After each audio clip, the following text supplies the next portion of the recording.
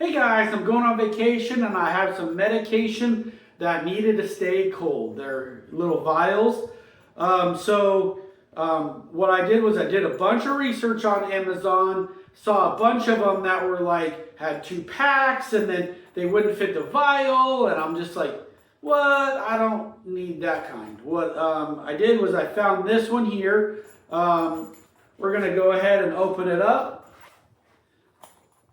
So the cool thing I like about this one is it has 2 spots. So you can put a vial in here and a vial in here, and this whole thing comes out and goes in. So you put it in the freezer overnight and you freeze this before you go on your trip, and then you slap it in here and you can put your 2 vials there.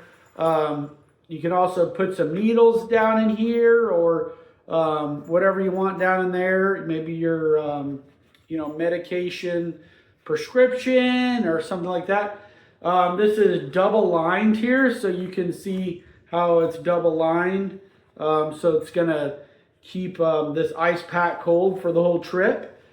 And so after you get it all in there, then just zip it on up and you're all ready to go. Looks like it's got a handle here if you need to carry it. So if you guys need a way to transport your medication cold, go ahead and get this because it's going to work out great. Thanks.